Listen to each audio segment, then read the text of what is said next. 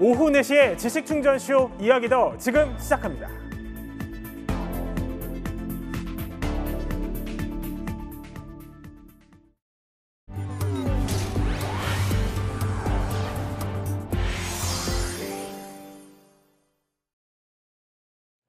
김건희 특검팀이 국민의힘을 정조준하고 있습니다. 지난주 압수수색 영장 집행에 실패했던 특검팀이 이르면 오늘 다시 시도한다고 하는데, 자, 일단 관련 영상 보고 이야기 더 나눠보겠습니다.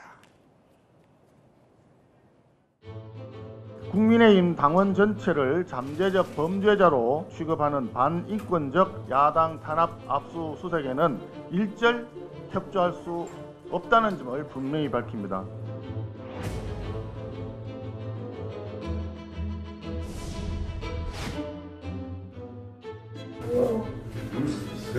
넷, 다섯. 일곱 하나, 이런 넷. 네,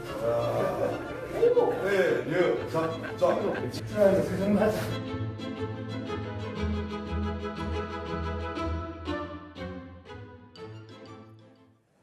자, 허재현 변호사, 지금 국민의힘이요, 특검의 압수수색 시도에 맞서서 지금 조금 전에 저기가 어디냐면 특검 사무실 앞입니다. 저기서 비상의원총회를 여는 등 그야말로 총력 투쟁에 나서고 있는데, 자, 이러면 특검과 국민의힘 의원들 간에 자칫하다가 충돌이 빚어질 수도 있을 것 같아요. 저러면 압수수색 영장 집행을 할 수는 있어요? 통상의 영장 집행처럼 굉장히 강력하게 밀어붙이면서 압수수색을 하기는 상당히 어려운 상황으로 보입니다. 네. 사실 상권분립의 원칙에 따라서 물론 법원의 적법한 영장 발부가 집행이 돼야 되는 것은 당연한 일입니다만은 특검 측에서도 정당 자유의 핵심부인 정당의 당원 명부를 모두 다 강제적으로 기습적으로 압수수색하기는 쉽지 않은 상황이었던 걸로 보여서, 사실 지난 13일 1차 압수수색 시도 때도 협조적 압수수색, 그러니까 이게 쉽게 말하면 어떤 의미냐면 일종의 약속 대련처럼 압수수색을 하는 거거든요. 그러니까 기습적이고 강제적으로 들어가서 다 찾아보는 게 아니라 미리 기업 같은 경우에는 미리 연락을 해서 제출받을 자료의 범위를 정해서 압수수색 집행의 형식을 취하고는 있지만 사실상의 이미 제출과 유사한 형태로 이제 집행을 하는 그런 형식을 취한다라고 얘기했던 것도 아마 특검 측에서 정당을 압수수색을 하는 것에 대해서는 조금 조심스럽게 접근하기 때문이 아닌가 싶은데, 지금 국민의힘 측에서 저렇게 강력하게 반발을 하고 있고, 특히 시기적으로 전당대회가 얼마 남지 않은 시점이거든요. 그러다 보니까 왜 굳이 지금 당원 명부, 그것도 개인정보까지 다 포함된 걸 압수수색하려고 하느냐, 이것은 전당대회에 어떤 영향력을 행사하기 위함이 아니냐라고 하면서 국민의힘 측에서 정치적 탄압의 프레임으로 가져가고 있기 때문에 특검 측에서 완전히 강력하게 밀어붙일지는 지켜봐야 될 것 같습니다. 지금 저 특검 사무실뿐만이 아니라요, 조금 전에는 중앙지법까지도 의원들이 몰려갔다라는 얘기가 들리고 있습니다. 자, 김건희 특검팀이 그러면 국민의힘을 겨누는 구체적인 목적이 뭡니까? 일단 지금 권성동 의원을 당대표 당선을 시키기 위해서 통일교의 당원들을 강제로 입당시켰다는 의혹이 있습니다. 구체적으로 말씀드리면 이 특검은 20대 대선 전후로 윤 전 대통령을 경선에서 이제 당선을 시키고 또 친윤이었던 이 권성동 의원을 지금 당대표에 뽑히기 위해서 통일교 신도들을 강제로 입당을 시켰다는 건데요. 실제로 이 통일교 통일교 교인들이 당원 가입서가 이 국힘에 제출된 정황이 포착이 되었기 때문입니다. 그래서 지금 사실은 특검이 오늘 압수수색을 통해서 밝히려고 하는 거는 2023년 이후로 국힘에 이 제출된 당원 가입서를 확보하고자 하는 차원입니다. 자, 그러면 특검이 이런 얘기가 들립니다. 허재현 변호사. 그러니까 국민의힘 윤핵관과 통일교를 연결시켜준 것으로 의심되는 인물, 이 인물을 특정했다고 하던데요?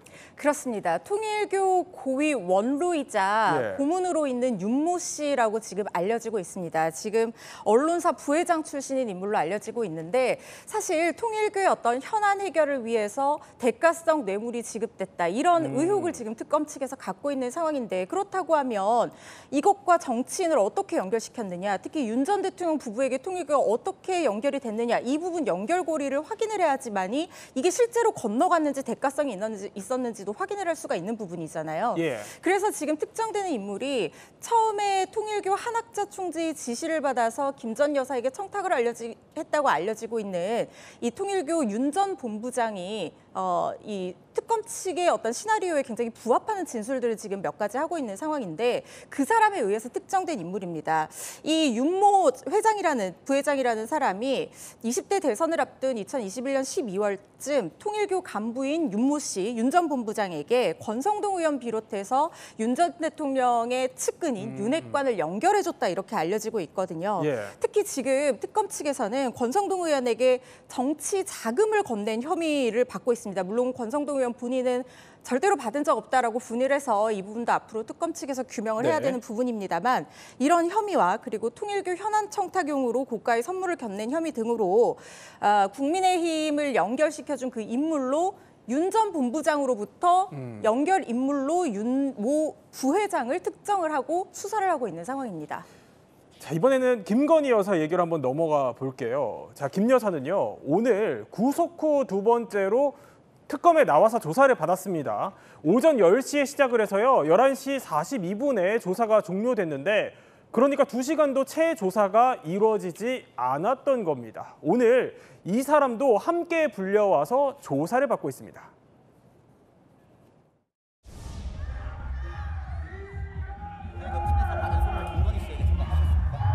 김건희 씨에게 통일교 현안 청탁 전달할 수 있습니까? 명품 가방이랑 목걸이.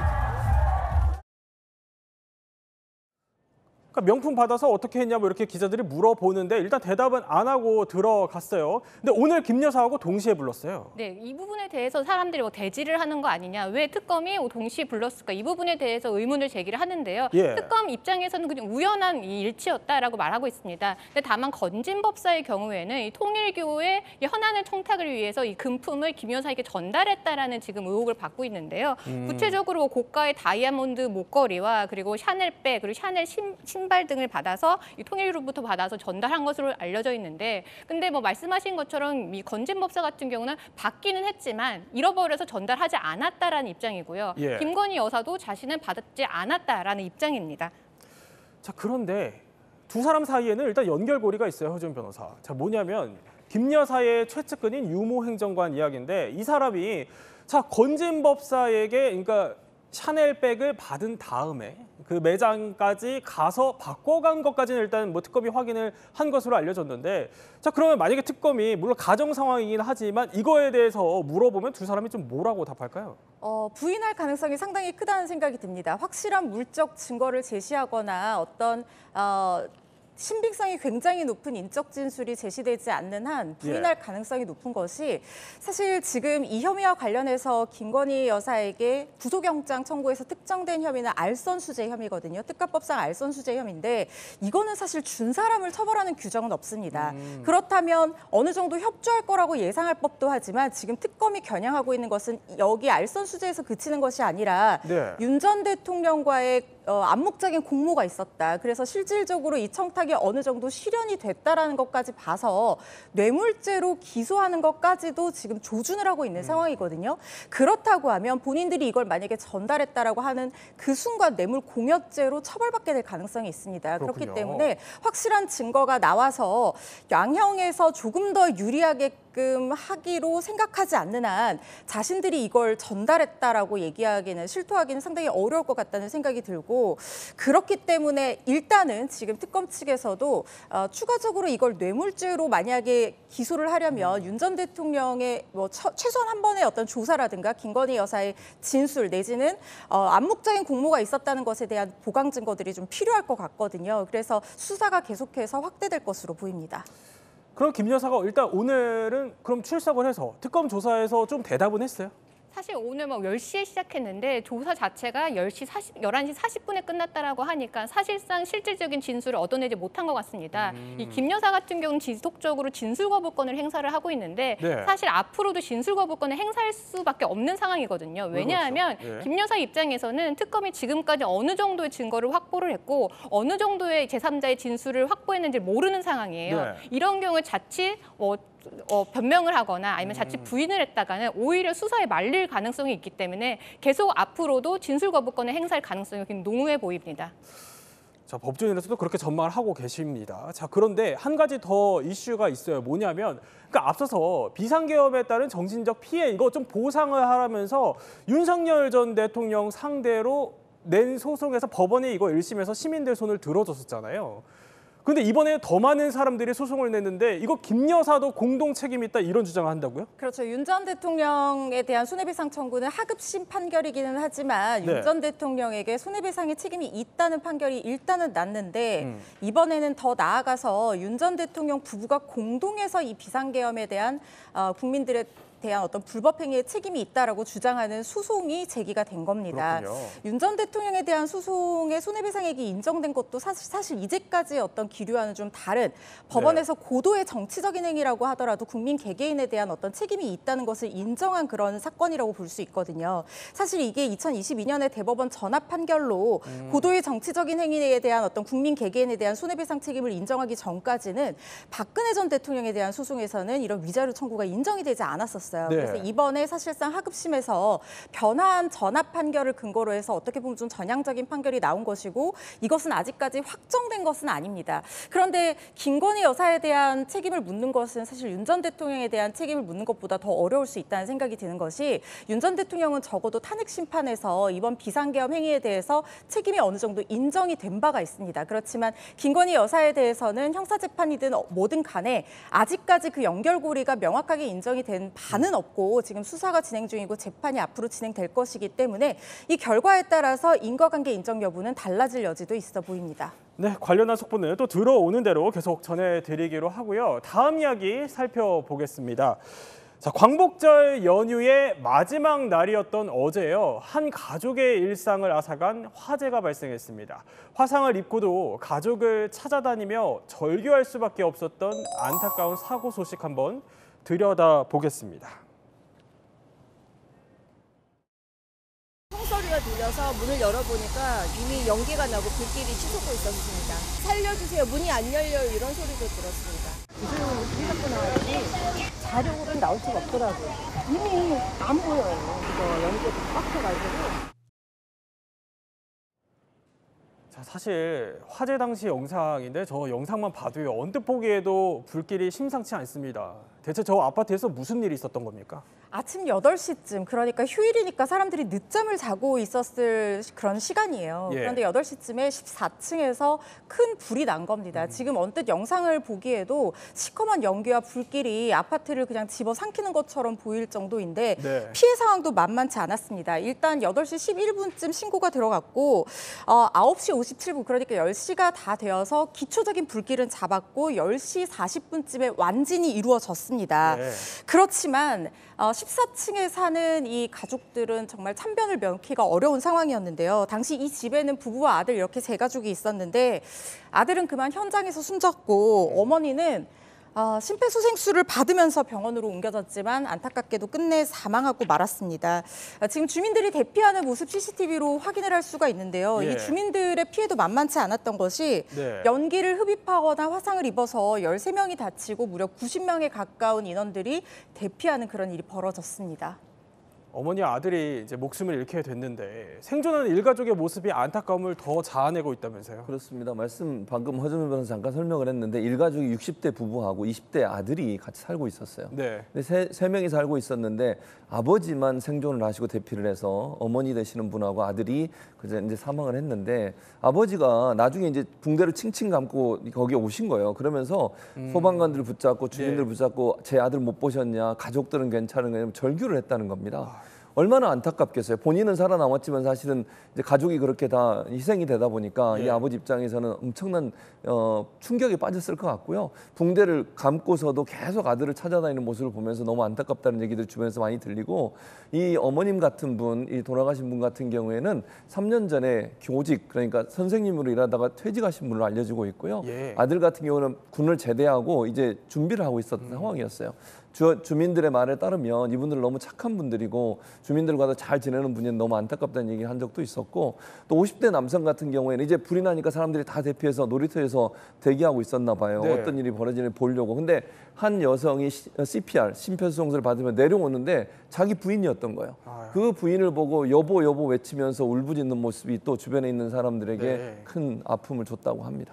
정말 남편분의 심정이 어떨지 감히 짐작조차 할 수 없을 정도인 것 같아요. 그럼 대체 그럼 불이 왜 난 겁니까? 네, 말씀하신 것처럼 하루아침에 아내와 아들을 모두 잃었으니까요. 저희가 가늠을 할 수가 없을 텐데, 그런데 이 아버지의 증언에 따르면 이 불이 처음 시작된 것은 아들의 방인 것 같다, 이렇게 진술을 했습니다. 그러니까 아들 방에서는 전동 스쿠터 배터리를 충전 중이었다고 하는데요. 네. 보통 전동 스쿠터 배터리 같은 경우는 리튬이온 배터리를 쓰는데 탈착이 가능해서 대부분의 사용자들 같은 경우는 그거를 집안에서 충전을 합니다. 그래요? 그래서 아버지의 증언에 따르면 이 배터리에서 화재가 났고, 이게 불길이라는 게 사실 조금씩 퍼져나가야 되는데 그 불길이 솟아오르는 게 마치 석유를 부은 듯한 정도로 굉장히 심하게 솟아올랐다고 합니다. 그래서 아버지와 어머니는 이 불을 어떻게라도 꺼보려고 물과 소화기를 이용해서 불을 꺼보려고 했는데 불길이 워낙 사나워서 이 끄는 도중에도 배터리에서 수차례 더 폭발 사고가 있었다고 합니다. 그래서 다른 층에 있는 소화기까지 가져와서 꺼보려고 시도를 했지만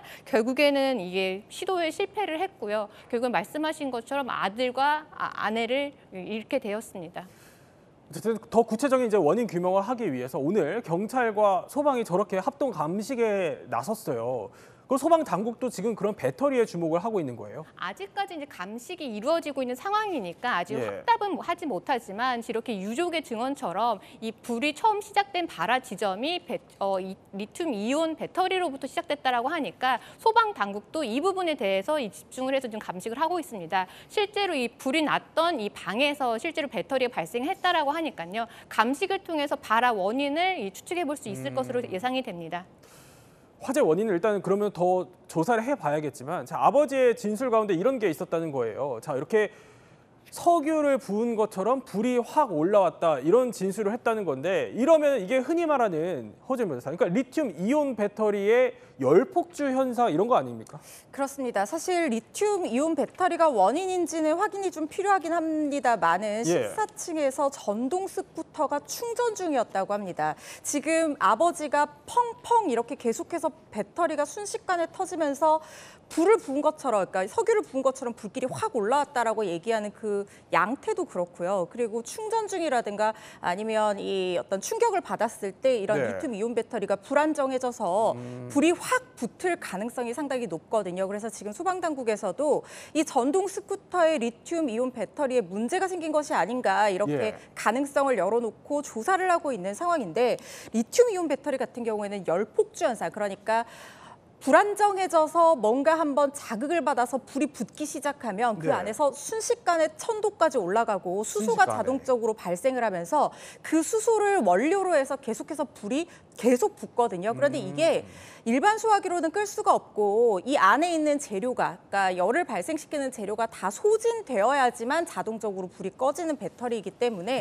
그 양상 자체가 리튬이온 배터리의 화재 사고와 유사한 측면이 있는 상황입니다. 아니, 그러면 리튬 이온 배터리에서 혹시 불이 나면요, 이거 소화기로 끄기에는 좀 어려운 상황이라고 봐야 되는 겁니까? 맞습니다. 이렇게 말씀드린 것처럼 이 리튬이온 배터리라고 하는 것이 자체적으로 열이 다 소진되어야지만 진화가 되기 때문에 사실 리튬이온 배터리로 인한 화재를 진압할 수 있는 가장 좋은 방법은 뭐냐면요, 이 배터리 자체를 물속에 잠기게 하는 겁니다. 그래서 냉각수로 열을 냉각시켜서 끄는 방법. 그래서 전기차 화재가 났을 때 우리 예전에 본 적 있을 거예요. 택시를 그 옆에 수영장처럼 만들어서 아예 물을 다 부어서 물속에 택시를 잠기게 해서 불을 껐던 그런 사건이 있었거든요. 그런데 우리가 일반적으로 불이 났을 때 소화기를 들고 오지 그렇게 물을 잠기게 할 만한 환경이 되지는 않잖아요. 그래서 제가 찾아봤더니 작년에 우리나라에서 리튬 이온 배터리를 진화할 수 있는 특수 소화기를 개발했다는 기사가 있더라고요. 그러니까 이런 것처럼 이렇게 리튬 이온 배터리 요즘에 정말 많이 쓰이고 있거든요. 뭐 노트북, 휴대전화 다 리튬 이온 배터리 쓰이고 있고 화재도 많이 발생하고 있으니까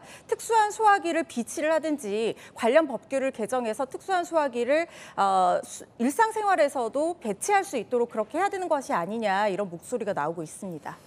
자, 이번 화재를 키운 원인이요, 그런데 또 있습니다. 소방당국의 목소리 한번 들어보시죠. 여기 건물의 경우에는 건축물 상 연도일에 따라서 16층 이상 설치 대상이 되겠습니다.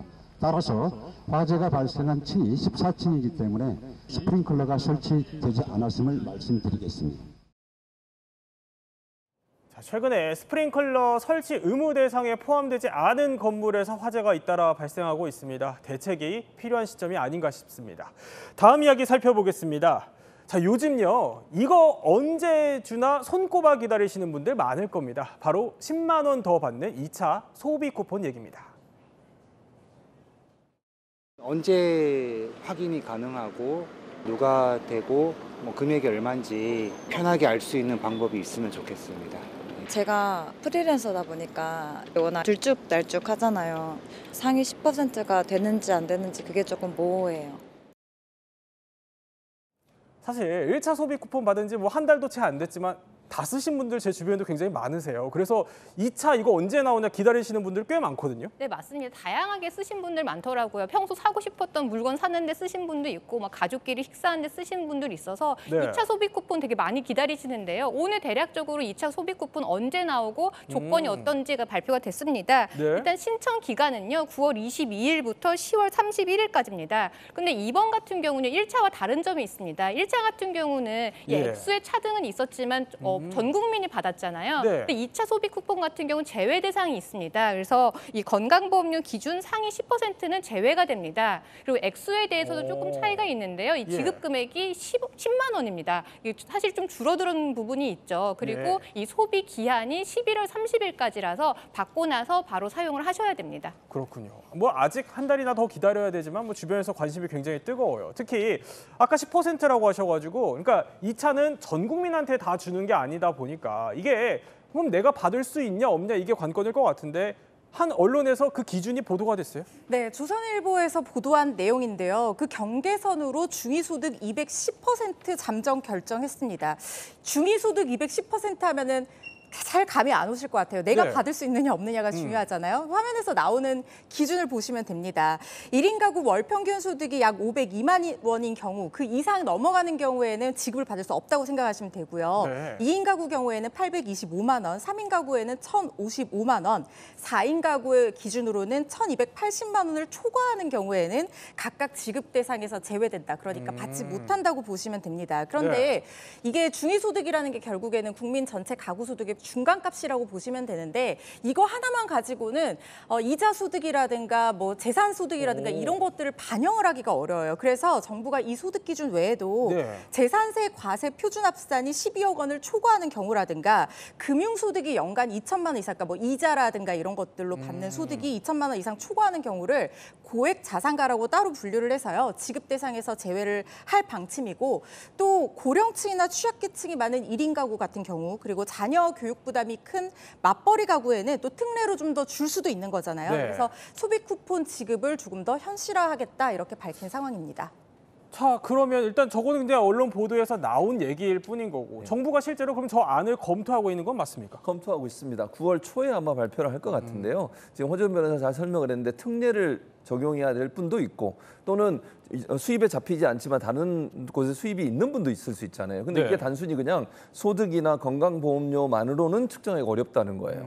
그래서 이 부분을 어떻게 할 건지를 지금 민생회복 소비쿠폰 TF가 있는데 이 TF에서 관계기관과 논의를 하고 있습니다. 그렇군요. 논의되고 나면 구체적 기준을 확정하려고 지금 논의를 하고 있는 상황이기 때문에 아직까지는 기준이 확정된 건 아니고요. 액수가 정확하게 확정된 건 아니다. 아닙니다. 언론사에서는 이제 이런 기준이 될 거라고 예측해서 발표를 했지만 꼭 저 기준은 아니고요. 특례로 적용되는 부분도 있을 수 있고 아니면 수입이 잡히지 않은 분들을 수입으로 잡아내야 되는 분도 있어서 이런 부분들은 좀 더 정밀하게 조사하는 방법들을 종합적으로 관련 기관이 검토를 해서 9월 초에 발표할 예정인 것으로 알려지고 있습니다. 사실 워낙 다들 기다리시는 내용이다 보니까 뭐 충분한 논의와 당연히 검토가 필요할 것 같은데요.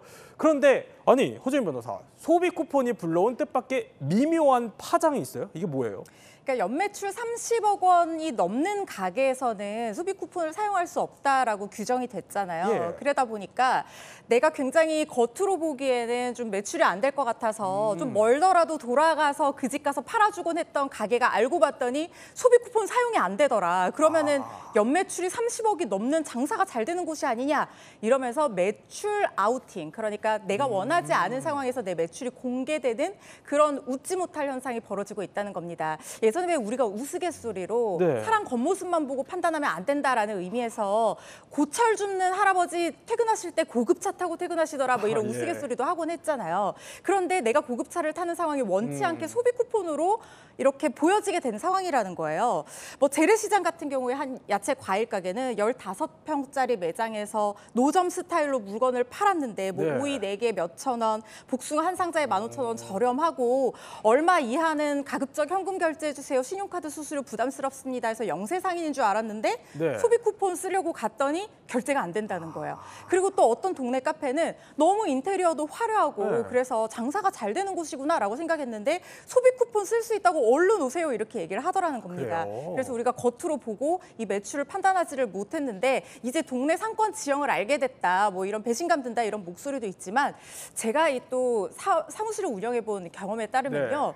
매출과 마진은 또 다를 수가 있거든요. 그러니까 영업 업종에 따라서 비용이 많이 드는 업종도 있습니다. 그래서 그래요? 이걸 가지고 일률적으로 평가하기는 좀 힘들지만 네. 어쨌든 사람들의 생각이 그렇다는 겁니다. 또 사업자로서의 시선까지 더해 주셨어요. 근데 웃고 계세요. 박주희 변호사님. 개인적인 경험이 있으신 것 같아요. 네, 실제로 제가 연매출 30억에 막혀가지고 소비 쿠폰을 못 쓴 적이 있거든요. 아, 그래요? 요즘 더우니까 지인과 함께 냉면을 먹으려고 냉면집을 찾아갔는데 네. 거기에 크게 붙어 있는 거예요. 소비 쿠폰 업종 대상이 아니다. 연매출 30억이 넘었다라고 하는 건데 지금 허주현 변호사님 말씀해 주신 것처럼 이 매출과 실제 이 이익은 사실은 좀 별개이긴 하지만 그럼에도 불구하고 30억이라는 매출액이 사실 절대적으로 굉장히 높잖아요. 그래서 네. 돌아서면서 지인과 정말 부럽다 이런 이야기를 나눴던 기억이 그러셨군요. 있습니다. 자, 뭐 어떻게 보면 소비 쿠폰이 불러온 가지각색 풍경인 것 같아요. 자, 그런데 소비 쿠폰이 그래도 주머니 사정을 조금 덜어줬다면요. 요즘 다시 주머니를 조이게 만드는 게 있다고 합니다. 바로 전기요금 고지서입니다. 확인해 보니까 2배 가까이 나와서 저도 좀 놀래네요. 오히려 에어컨 전력 소모가 더 덜 된 걸로 바꿨는데 이만큼 나온 거 보니까 명세서로 체감하게 된 거기 때문에 좀 화도 나고. 갑자기 뭐 40만 원 돈이 나와가지고 그런 적이 거의 없었거든요. 전기세가 지금 상당히 많이 나오는구나 하고 확 체감하게 되었습니다. 허주현 변호사님, 역대급 폭염에 시달렸던 7월 고지서 슬슬 날아오고 있습니다. 이번 전기요금 혹시 얼마나 나오셨어요? 제가 관리비에 포함이 돼서 나와서 자동이체 되기 때문에 이번 달 요금을 구체적으로 확인해보지는 못했는데 네. 저희 집엔 반려동물이 있어요. 그래서 낮에 제가 나올 때 에어컨을 틀어주고 나올 수밖에 없습니다. 너무 그렇군요. 더우니까요. 예. 반려동물들은 털이 있어서 또 더 그렇거든요. 그러다 보니까 지금 고지서가 무섭습니다. 그런데 실제로 역대급 폭염을 맞이하면서 지금 화면 보세요. 전기요금만 무려 36만 3,430원이 나왔다는 글이 올라오고 있습니다. 저거는 관리비죠, 지금? 그렇습니다. 네. 그렇습니다. 저 안에 전기요금이 포함이 되어 있다는 건데 전기 사용량, 지난달 전기 사용량이 1,138kWh가 됐다는 거예요. 근데 이 집이 25개월 남자아이 그리고 4개월 여자아이가 있다는 거예요. 근데 아이들이 이제 더우면은 발진도 생길 수 있고 뭐 더위를 먹을 수도 있으니까 22도 수준으로 에어컨 3대를 돌렸다고 합니다. 네. 그런데 이 하루로 계산을 해보면 하루에 12,000원 가량을 전기세로 쓰면서 폭염을 극복한 셈이다라고 하고 또 비슷한 사연들도 많이 올라오고 있거든요. 뭐 가구마다 절대적인 전기세는 다를 수가 있지만 대부분 지난달보다 너무 많이 나왔다. 예년에 비해서 너무 많이 나왔다. 이런 반응들이 많은데 사실 지금 이런 이상 기후가 이제는 이상이 아니라 새로운 기준이 된다, 노멀이 된다 이런 네. 얘기가 있잖아요. 그래서 전기세를 지급한 매기는 그 기준도 좀 변화에 맞게 바뀌어야 되는 게 아니냐 이런 얘기도 나오고 있습니다. 사실 7월도 문제인데 7월보다 더 더웠던 이번 달은 어떻게 나올지 벌써부터 사실 걱정이에요. 근데 박주희 변호사, 이게 특히 가정용 전기요금은 이게 쓰면 쓸수록 늘어나는 구조다 보니까 어느 정도 이상을 쓰면 이게 어떻게 보면 감당이 안 될 정도로 늘지 않아요? 네, 맞습니다. 이 전기요금 같은 경우, 특히 가정용 전기요금 같은 경우 누진제를 지금 적용을 하고 있는데요. 네. 이 전기요금을 일정 구간별로 나눠서 일정 구간 이상으로는 전기요금이 상승하는 구조인데 다행히도 뭐 그나마 이제 7월이나 8월 같은 경우는 이 전기 사용량이 많기 때문에 이 누진제가 좀 완화가 되고 있습니다. 그런데 방금 허 변호사님 말씀하신 것처럼 이 누진제에 대해서도 좀 비판의 이야기가 나오고 있는 게 네. 예전보다 사실 요즘에 가정에서도 전자기기 굉장히 많이 쓰잖아요. 있잖아요. 핸드폰 충전도 그렇고 노트북도 그렇고 전자기기 없으면 살 수 없는 상황이고 더구나 계속 폭염이 계속되고 있기 때문에 여름철 같은 경우는 전기 사용량이 늘 수밖에 없는 구조인데 이 누진제 이 과금 요율이 8년 전에 책정된 게 그대로라는 거죠. 그래서 이 부분에 대해서 다시 개선을 해야 되는 거 아니냐라는 이야기가 나오고 있고요. 네. 또 누진제가 적용되는 게 말씀하신 것처럼 가정용에만 좀 국한이 되고 있거든요. 근데 사실은 가정에서 요즘엔 점점 전기를 많이 사용하고 있기 때문에 이 부분에 대해서 좀 개선을 해야 되는 거 아니냐라는 목소리가 많이 나오고 있습니다.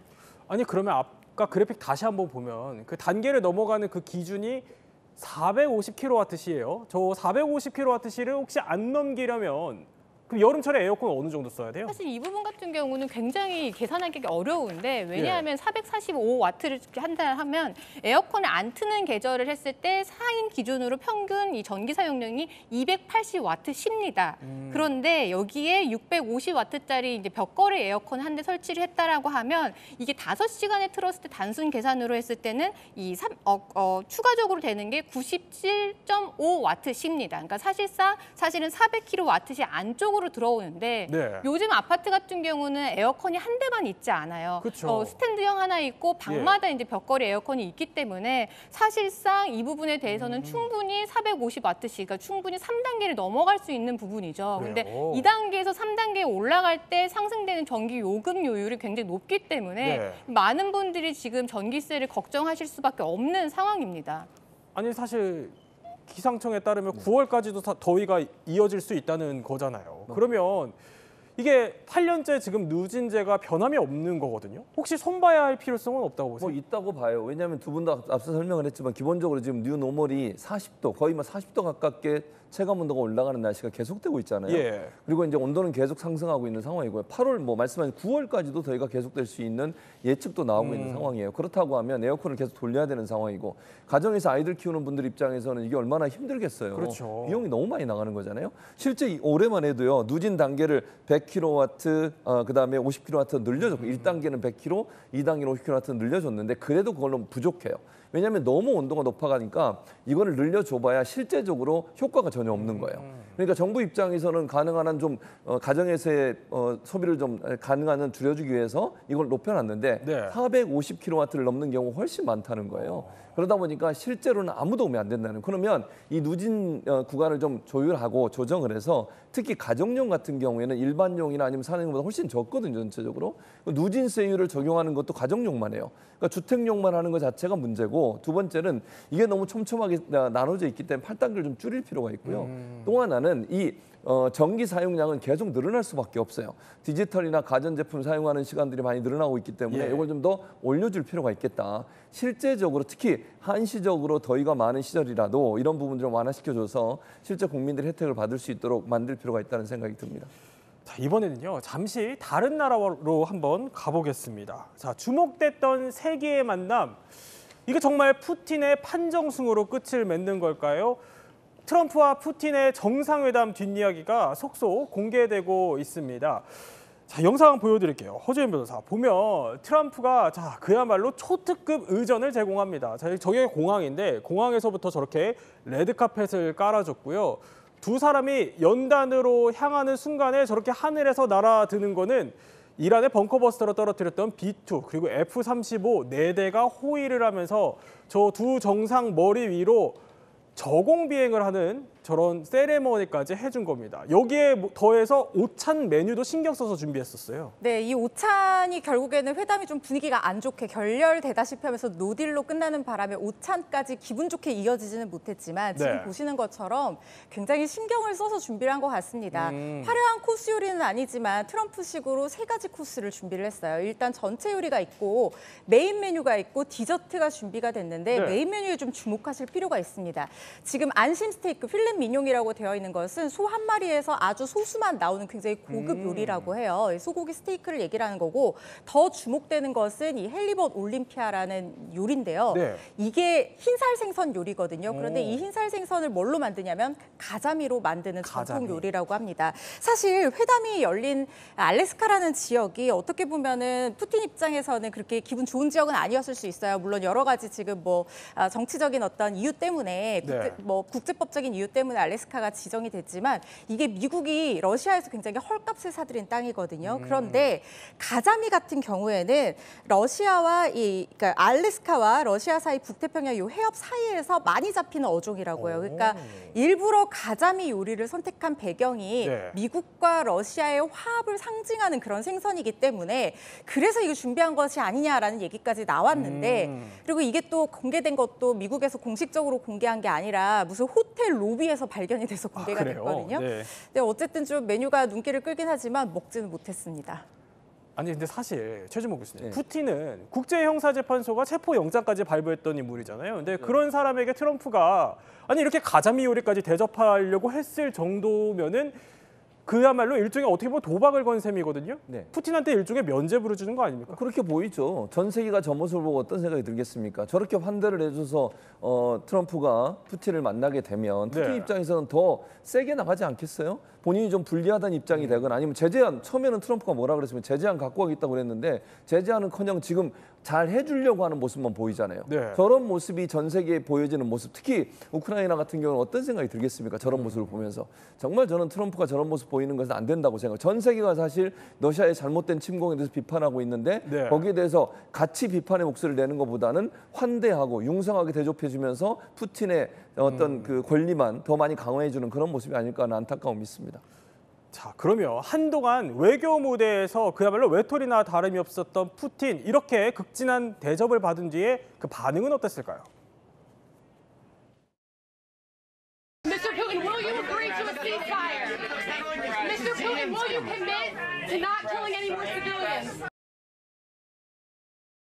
아니, 저게 뭐예요? 영어 못 알아듣는 거예요? 이 저 상황이 어떤 상황이냐면 정상회담 후에 이제 기자들과 이제 질의응답하는 시간이었는데요. 이 푸틴 입장에서는 굉장히 날카로운 송구적인 질문을 받았어요. 송구에 찔리는 것 같은 어떤 질문이었냐면 일단 휴전에 동의할 거냐라는 질문을 받았는데 여기에 대해서는 푸틴이 이 눈살을 찌푸리면서 고개를 절레절레 흔들었고요. 이 질문이 여기서 끝난 게 아닙니다. 더 이상 민간인을 죽이지 않을 거냐. 네. 굉장히 예민한 질문에는 이 어깨를 으쓱이면서 못 알아듣겠다라는 이 표정을 지었는데요. 그래서 과연 정말 푸틴이 영어를 못해서 못 알아들은 거냐 이 부분에 대한 의문이 있는데 못 알아들은 건 아닌 것 같습니다. 왜냐하면 평소에도 푸틴이 영어를 굉장히 잘해서 네. 크렘린궁에서 있는 뭐 질의회답 시간에도 통역사가 번역을 잘못하면 오히려 본인이 고쳐줄 정도로 굉장히 영어가 능숙하다고 하니까 본인한테 예민한 질문이니까 사실 이렇게 회피를 한 것 같고요. 아니면 또 다른 측면으로는 이 러시아에 비해서 이 미국 같은 경우는 언론의 자유가 굉장히 폭넓게 인정이 됐지만 네. 러시아에서는 저렇게 이 예민한 질문을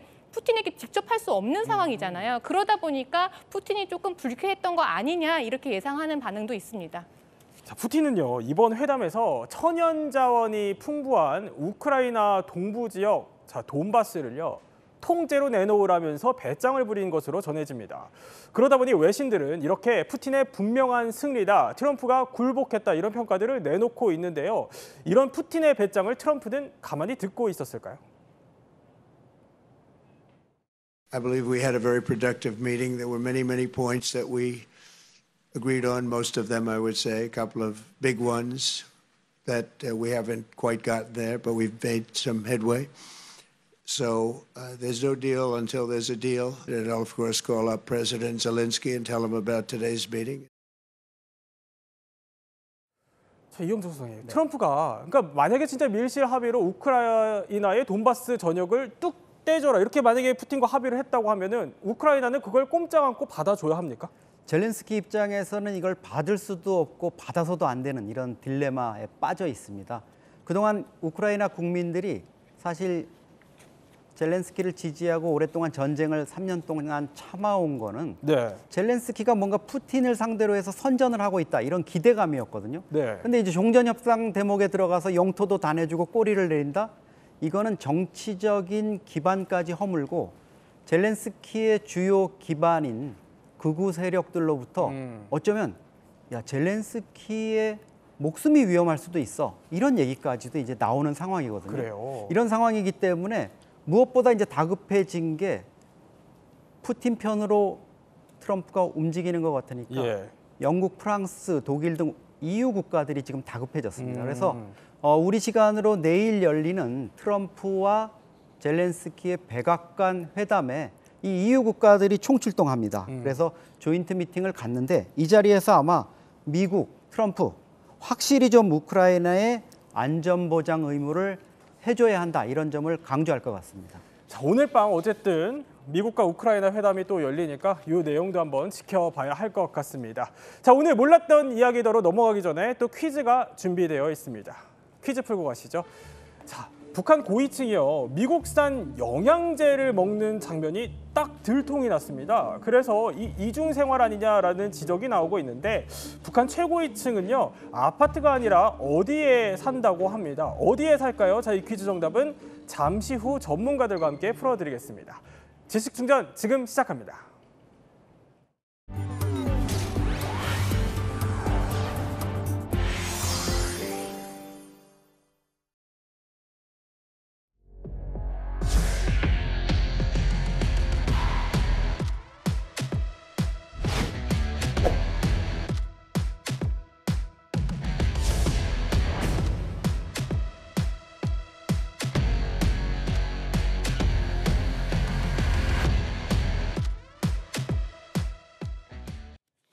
아니 저희가 이 얘기를 하는 이유가 북한의 그야말로 어떻게 보면 반미 영웅? 이런 사람이 미국산 영양제를 먹다가 딱 들통이 났어요. 맞습니다. 지난 7월 27일이었는데요. 네. 전쟁 노병들 참여했던 사람들을 위로한다고 뭐 북한의 총리 이런 사람들이 그 집을 방문했어요. 네.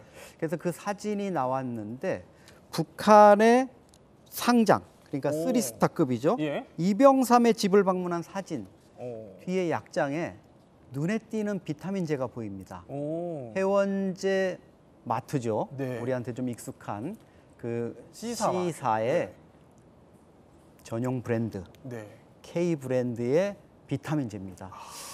북한이 보면은 지금 검은 부분을 약간 가리기는 했어요. 그런데 네. 북한 매체를 담당하는 쪽, 또 선전선동부에서는 저게 척 보면 우리는 아는 이 정도 수준인 거를 몰랐던 것 같습니다. 아니 뭐 가린다고 가려질까 싶긴 한데요, 박세영 교수님. 근데 저게 왜 문제가 되냐면 저 사람이 엄청난 반미 영웅으로 치켜 세워졌던 사람이라서 그런 거예요. 앞서 이영정 소장님께서 3스타급이라고 말씀을 하셨는데 네. 그 3스타가 된 배경을 보면 그 소년 시절에 소년 빨치산으로 상당히 열심히 극단적인 반미 투쟁을 해서 김일성의 총애를 받았던 인물입니다. 그렇기 때문에 반미 투쟁을 했던 사람이 미국 약을 먹는다고라는 측면에서 많은 사람들이 네. 얘기를 한 것인데요. 어떤 사람인지 대략 살펴보면 북한을 대표하는 정치인이자 또 군인입니다. 군 장성인데 중앙당 진출 배경이 아까 말씀드렸던 것처럼 소년 빨치산이고 우리 경찰청에 해당하는 인민보안성 그리고 전투경찰에 해당하는 내무군의 정치적인 책임자였습니다. 장성택 라인으로도 분류가 됐고요. 북한의 공안 통치의 핵심 간부다라고 네. 알려져 있는 사람입니다. 그야말로 뭐 말 그대로 북한 고위층의 이중적인 태도가 딱 들통이 난 것 같습니다. 그럼 여기서 북한이 겉으로는 인민의 평등을 부르짖지만요. 현실은 계층과 서열이 확실한 계급 사회라고 해요. 저희가 알아볼 텐데 이영종 소장님. 네. 근데 이게 북한의 고위층이라 그래도 이게 다 같은 고위층은 또 아니라면서요? 그렇죠. 3대 계층, 51개 계층으로 북한이 구분돼 있고 네. 그 최상층에 있는 게 이제 핵심 계층이에요. 그리고 그 밑에 뭐 동요 계층, 적대 계층이 있는데 핵심 계층 위에도 또 우리가 딴 나라 세상이라고 할 수 있는 네. 최고 지도자의 집안이 있는 거죠. 김씨 일가가 있습니다. 이 계층 속에서 72%가 사실은 동요 계층, 적대 계층이니까 네. 위에 누리면서 사는 사람들은 한 20%, 30%가 채 안 되는 거죠. 이 사람들이 이제 북한에서 누릴 거를 다 누려가면서 뭔가 좀 이중적인 생활, 주민들에게는 반미와 반의를 강조하면서 자기들은 좋은 것들 골라 먹고 골라 타고 골라 입는 특권층 생활을 하는 것 아니냐 이런 비판이 나오고 있습니다. 우리 그래서 이제 북한의 특권층들이 어떻게 사는지를 실제로 보기 위해서 강나라 씨를 특별하게 모셨어요. 북한에서 오신 탈북민이신데 북한에서 상당히 부유하게 지내셨다고 들었거든요. 네, 원래는 이제 저 같은 경우는 핵심 계층이었지만 이제 어머니가 탈북하신 뒤로 이제 조금 이제 적대 계층으로 내려가서 아무래도 출신 성분이라든지 이런 꼬리표가 다 이제 따라다니게 됐죠. 네, 그럼 북한 주민들은 저 핵심 계층이라는 그 계층을 어떻게 좀 바라보나요? 핵심 계층 하면 이제 북한에서 말하는 아까 말씀하셨던 리병삼, 네, 그런 분들이 핵심 계층이고요. 이제 아무래도 핵심 계층 하면 자신들이 원하는 학교, 그리고 자신들이 원하는 꿈을 마음대로 이제 할 수 있는 북한의 청년들이 가질 수 있는 핵심 계층이 아닌가 싶죠. 네. 그래도 핵심 계층이라고 하셨었으니까 혹시 기억나시는 나는 그래도 평양에서 좀 이런 것까지 해봤다라고 기억나시는 일화가 혹시 있으실까요? 핵심 계층으로 해봤던 거 그냥 뭐 이제 노래방 가는 그런 거네. 뭐 최고로 좋은 노래방 가서 뭐 친구들이랑 이제 같이 뭐 차 타고 다니고 그런 것들이 아닐까 싶습니다. 그 일반 주민들은 상상할 수 없는 거죠. 그렇죠. 일반 주민들은 아무래도 먹고 살기 힘들다 보니까 뭐 노래방은 고사하고 집에서 노래 한 편 듣기도 힘듭니다. 아 근데 추가로 여쭤보면 북한 노래방은 어떻게 생겼어요? 북한 노래방 되게 잘 되어 있어요. 이제 아무래도 그 빨간 천으로 일단 안에가 내부가 다 되어 있고요. 네. 안내원이 서서 스위치를 눌러줘요. 저희가 안내원이 직접? 네, 저희가 원하는 노래 제목을 말만 하면 네. 스위치를 이제 딱 눌러주고 옆에서 계속 감시하듯이 서 있어요. 왜 뭐 이런 노래 부르면 안 된다 감시하는 거예요? 그런 게 아니라 아무래도 이제 조금 이제 그 문화시설이라든지 이런 것들을 북한 주민들이 잘 다룰 줄 모르는 사람들이 대부분이다 보니까 봉사 차원에서 그래서 옆에서 이제 서서 계속 이렇게 접대를 해줍니다. 자, 이렇게 노래방 이야기를 쭉 들어봤는데요. 그러면 앞으로 이런 북한 간부들이 어떻게 살고 있는지를 저희가 그 민낯을 낱낱이 한번 뜯어보겠습니다. 이른바 북한 주민들은 잘 모르는 북한 VVIP들의 비밀 공간으로 들어가 보겠습니다. 자, 첫 번째 비밀 공간입니다. 자, 창광 숙소라는 곳이 뜹니다. 여기 구체적으로 어떤 곳이죠? 숙소라고 붙여져 가지고 허름한 뭐 여인숙이나 여관 정도로 생각하실 수 있는데 아주 VVIP들이 모이는 유흥시설이라고 할 수 있습니다. 그래요? 물론 뭐 식음료라든가 여러 가지 놀이시설도 갖춰져 있지만 특권층들이 주로 이제 밤에 비밀 파티를 하거나 뭐 이런 데 쓰이는데요. 여기에 가서 점심에 한 3명 정도가 가서 먹으면 1,000유로, 그러니까 한 130만 원 나온다니까 우리 뭐 특급 호텔에서 식사하는 거랑 비슷하고요. 네. 북한의 물가 수준이라든가 이런 것들을 고려한다면 정말 뭐 어마어마한 돈을 쓰는 거라고 할 수 있죠. 내부 인테리어나 이런 것들도 북한 시설로 보기에는 너무너무 의리하게 또 품격 있게 이렇게 지어져 있고요. 네. 이곳이 이제 조총련, 뭐 제일 조총련 이런 사람들도 가가지고 즐길 수 있도록 고급 바와 요리도 제공한다고 합니다. 아니 근데 여기서 자주 목격되는 여성들이 있다는 얘기가 있어요. 그러게 앞서 나라 씨가 북한에서 특권층으로 누릴 수 있었던 것이 노래방이다라고 말씀을 하셨는데 북한의 최고위층이 가는 노래방이 있고요. 따로 있고 지금 화면에도 나오고 있지만 저런 식으로 노래방 안에 소위 룸이라고 하는 방들이 다 있습니다. 거기에 가면 염색을 하고 명품으로 휘감고 짧은 치마를 입은 언뜻 보면 전혀 북한 사람 같지 않아서 보이부들도 단속을 하지 않는 그런 젊은 여성들이 곳곳에 있어요. 그 여성들은 누구냐면 우리로 따지면 소위 스폰서를 찾는 그런 친구들인데 북한에서는 마약이라고 불리운다고 합니다. 나라 씨도 그런 친구들 얘기를 한 번도 못 들었다고 얘기하면 얘기를 하던데요. 정말 최고위층들만이 만날 수 있는 그런 극소수의 여성들인데 그 여성들은 대방 작업이라고 표현을 하는데 그것을 스폰서를 찾는 일이라고 하거든요. 그래서 저기서 만나서 같이 술을 늦게까지 마시고 그렇게 해서 같이 여행도 가고 구체적으로 제가 증언을 들었더니 원산 갈마지구에 가서 바닷가를 구경을 하고 집에 오는 길에 또 명품도 사주고 그런 행태들이 그대로 이루어진다고 합니다. 근데 그게 사실은 청렴한 사회주의를 외치는 북한의 도덕성과는 정반대되는 고위층의 특권, 향락 이런 독점적인 이중적인 생활을 보여주는 민낯이라고 할 수 있죠. 아니 지금 보면은 친구 셋이 가서 1,000유로 새벽까지 빛낼 수 있다. 가끔 기분 내키면 1,500유로. 그러니까 유로로 계산을 하나 봐요. 그렇죠. 가서. 아니 이건 유로를 받을 정도로 그야말로 그러니까 북한 화폐가 아니라 초고위층, 상류층만이 즐길 수 있는 곳이라는 건데 우리 강나라 씨는 혹시 여기 들어보신 적 있으세요? 네, 저도 이제 북한에 살 때 이제 창강 숙소 들어봤었고요. 보통 이제 북한 하면 달러로 될 것 같지만 이곳은 또 이제 유일하게 유로로 책정이 되어 있는데요. 뭐 이제 그 안마 같은 경우에는 20유로 그리고 목욕 같은 경우에는 3유로 정도로 뭐 생각보다는 되게 비싸지는 않다고 하고요. 그리고 뭐 이제 안에 바라든지 이런 시설들이 잘 갖춰져 있어서 뭐 위스키, 꼬냑, 뭐 브랜디 이런 것들도 잘 되어 있다고 합니다. 아니 왜 유로를 받는 거예요? 과거에 북한이 자국 화폐가 아니라 또 달러도 쓰지 말자. 이건 미국의 돈 아니냐 이래가지고 유로를 받았는데 사실 대부분 그게 망했거든요. 유로로 하다 보니까 이게 유통이 안 되고 이랬는데 저것만큼은 아직도 왠지 뭐 자기들만의 뭐가 은밀한 뭐가 있는 거 아닐까요? 네. 참 우리도 잘 모르는 은밀한 또 고위층들의 생활인 것 같아요. 근데 VVIP들이 또 즐겨가는 공간이 또 있다고 합니다. 이번에는 두 번째 공간으로 한번 가볼게요. 자, 여기가 어디냐면요. 평양의 골프장이라고 합니다. 전 평양에 골프장이 있는지 이번에 처음 알았는데 우리 이영조 소장님 거기 가보셨다면서요? 아, 그럼요. 평양 골프장은 우리로 말하면 이제 인천 쪽이죠. 네. 평양에서 남포 서해안 쪽으로 나가다가 한 30km 가면은 고속도로변에 있어요. 거기 이제 태성호라는 아주 큰 호수가 있어서 골프 18홀 코스로 돼 있는데 이게 1987년에 일본 조총련이 사실 와서 좀 자기네들이 머물 때 놀려고 만든 건데 그 이후에 북한이 골프를 이제 본격적으로 좀 시작을 하면서 요즘은 북한 매체에 심심치 않게 이 상류층들의 생활이 등장을 하고 있습니다.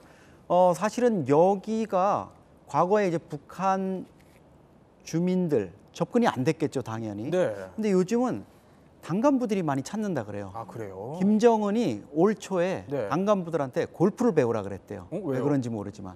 그래가지고 간부들이 요즘 골프를 배우고 있는데 원래 여기 말고도 평양 양각도에도 9홀짜리 이제 골프 코스가 있었는데 그거는 없앴기 때문에 이곳에 이제 더욱 사람들이 모이고 있는데 골프텔 형태의 숙소까지 마련돼 있고요. 뭐 여기 이제 골프 애호가 경기 이런 것들까지 열고 저렇게 우리 뭐 서방 국가에서 골프하듯이 저렇게 스폰서 업체 명까지 이렇게 간판으로 세워놓고 부유층들이 이제 그들만의 어떤 좀 시간을 갖는 이런 최상급의 그렇네요. 레저라고 할 수 있죠. 아니 그러면 사실 우리나라에서는 골프는 이제 대중화된 스포츠긴 한데 북한에서는 어느 정도의 위치여야지 골프를 칠 수 있는 거예요?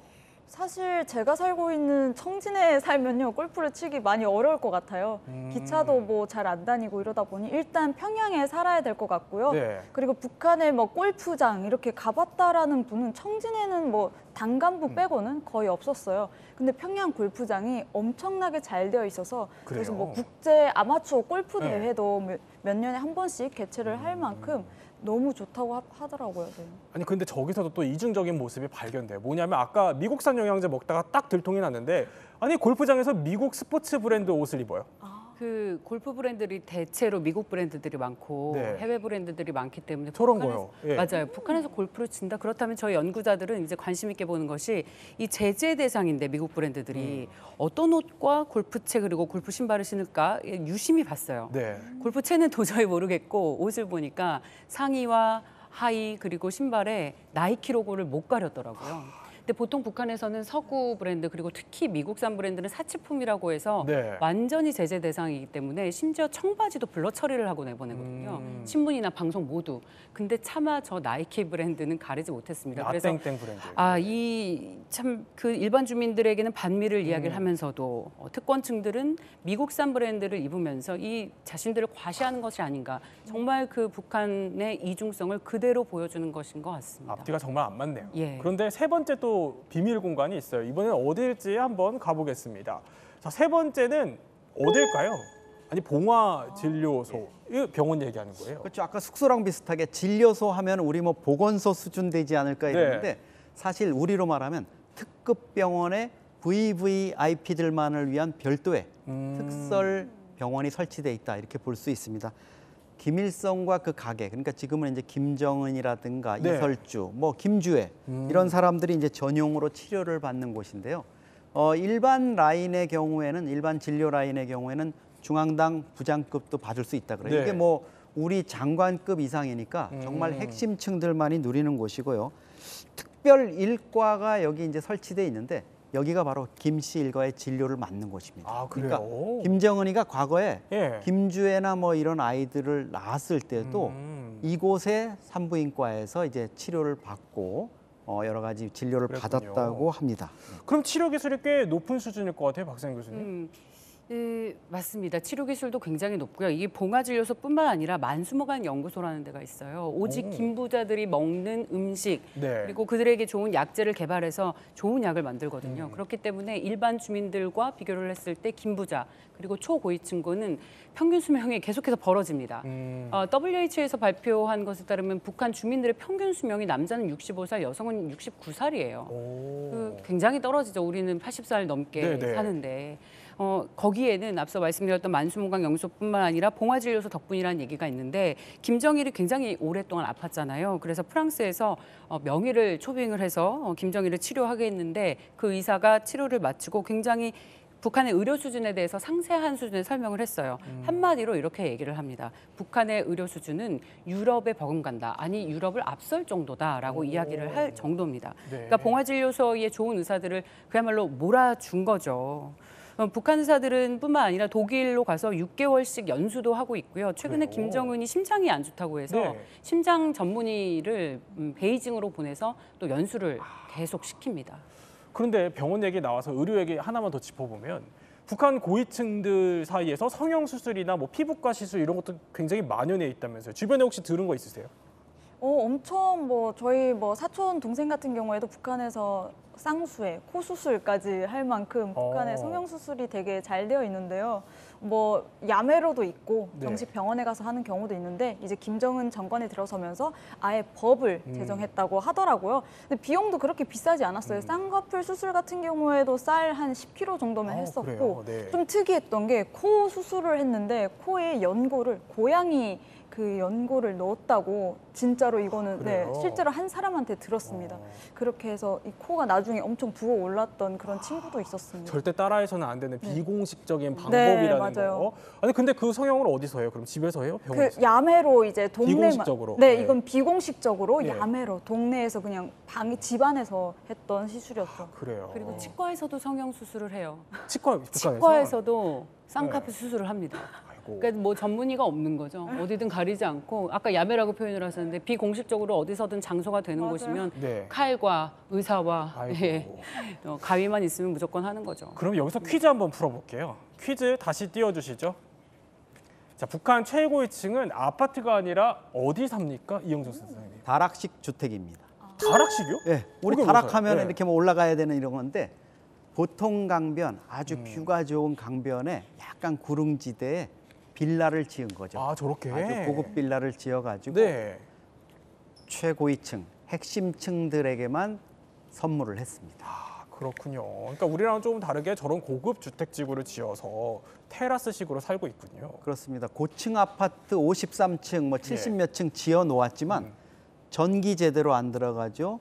수도 제대로 안 들어가죠. 이러니까 상하수도 처리도 어렵고 네. 그다음에 엘리베이터도 제대로 다니지 않으니까 저렇게 2, 3층, 3, 4층의 리버사이드 빌라가 인기를 끌고 있는 겁니다. 자, 그러면 이렇게 북한의 고위층의 이중생활 저희가 짚어봤는데 이게 어떻게 가능한지 이걸 떠받치는 구조들이 있다고 해요. 바로 3가지 구조 덕분이라는데 하나씩 한번 확인해 볼게요. 자, 첫 번째 결혼 얘기입니다. 그러니까 결혼은 끼리끼리 한다는 얘기예요, 이영주 수석님. 네, 그렇습니다. 같은 계급끼리 당연히 하죠. 예. 그러다 보니까 우리가 탈북 외교관들이나 고위층들이 일가족이 망명하는 경우 있지 않습니까?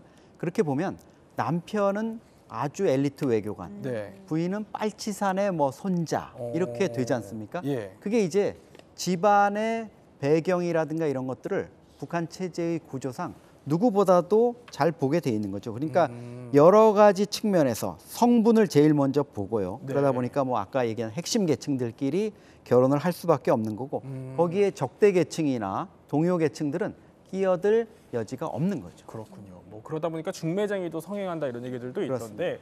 자, 그럼 두 번째 떠받치는 구조 한번 볼게요. 교육인데 이 교육은 3대까지 이건 또 무슨 얘기입니까? 이제 3대에 걸쳐서 그 집안 배경이나 이런 것들을 다 본다는 이런 얘기일 수가 있습니다. 예. 그런 부분들에 있어서 이제 성분이라든가 이런 것들도 보고 또 할아버지, 당 고위 간부인 할아버지가 손자 때의 어떤 교육이라든가 이런 것까지도 보고요. 그다음에 아이들이 이제 소학교, 초등학교에 입학하기 전에는 그 아이의 성분 조사까지도 다 해서 혹시 적대 계층이나 동요 계층 아니면 탈북민이라든가 이런 불온한 이런 것들이 있지 않느냐, 위험 요소가 있지 않느냐 이런 것들을 다 점검을 하게 되는 거죠. 아니 그러면은 강나라 씨, 북한 고위층에서는 엘리트 코스 이런 것도 있을 것 같아요. 교육 코스요. 네, 있습니다. 북한에서는 이제 흔히 불리는 이제 뭐 리설주 여사가 나왔던 그리고 또 김정은이 나왔던 그 학교가 있어요. 금성학원 아니면 또 제1중학교를 많이 가기도 하고요. 대학교 가서는 무조건 김일성 종합대학 아니면 김책 종합대학을 가기도 해요. 저 같은 경우에는 아무래도 지방에 있다 보니까 저기가 지금 금성학 저기가 이제 김일성 종합대학. 김일성 종합대학. 네네네, 맞아요. 예. 네. 김일성 종합대학을 누구나 다 가고 싶어 하는데 아무래도 네, 혈통이라든지 출신 성분을 너무 따지고 공부도 잘해야 되고 돈도 뒷받침돼야 되다 보니까 상위 1%만 네, 진학이 가능합니다. 우리 강나라 씨는 어디 혹시? 저는 청진예술대학교라고 저희 고향 청진에서 제일 좋은 대학교를 나왔고요. 네. 중고등학교 모두 저는 다 성악 코스로 밟았습니다. 자, 그러면 마지막 떠받치는 구조 한번 볼게요. 마지막 구조는 상속입니다. 이 상속은 빨리빨리 해야 한다. 이건 무슨 뜻이죠? 북한에서 사실 법적으로 상속이 허용되지는 않습니다. 제도적으로 그런 것들이 나와 있지도 않고요. 그렇지만 고위층들 경우에는 자기의 유형무형의 재산을 자식들, 손주들한테 물려주고 싶지 않습니까? 네. 그러다 보니까 자기의 인적 네트워크를 주는 게 있고요. 그다음에 무역회사라든가 이런 것들을 개인이 또 몰래 갖고 외화벌이를 하는 게 있습니다. 그런 것들도 자녀 명의 또 손주 명의로 아주 일찌감치 물려주죠. 경우에 따라서는 해외에 있는 은닉 재산도 물려주는 경우가 있고요. 자기가 뭐 외교관이나 아니면 상사주재원으로 해외에 근무하면서 무기를 팔거나 이런 자금들 본국으로 보내야 되는 것들을 빼돌려 놓은 것들이 있거든요. 이런 것들도 이제 주면서 결국은 신분의 세습이 이루어질 수 있게 하는 거죠. 아니 결국에는 이렇게 빨리빨리 하는 배경에는 내가 또 언제 숙청될지 모른다 이런 불안감도 깔려 있는 것 같아요. 그렇죠. 우리가 그 여러 사례를 봤죠. 대표적으로 장성택입니다. 아무리 가족이어도 나의 지위를 거스르게 되면은 언제든지 죽일 수 있다라는 것을 보여줬고, 리영호도 북한의 군부 엘리트 역시도 김씨 일가 권력과 충돌하면 제거된다. 현영철도 마찬가지입니다. 최고위층이라도 지도자 기분을 거스르면 한순간에 날아갈 수 있다. 황병서도 이러한 예들을 보여줬기 때문에 언제 숙청될지 모른다는 위기감 때문에 이런 빨리 상속을 하겠다라는 최고위층들의 어떤 심리가 반영이 되고 있는 것 같습니다. 네, 세 분과 함께 북한 고위층의 이중 생활에 대해서 몰랐던 이야기 살펴봤습니다. 저희는 60초 후에 뵙겠습니다. 이야기 더 내일도 오후 3시 50분 저희와 함께 지식 충전해 보시죠. 시청해주신 여러분 고맙습니다.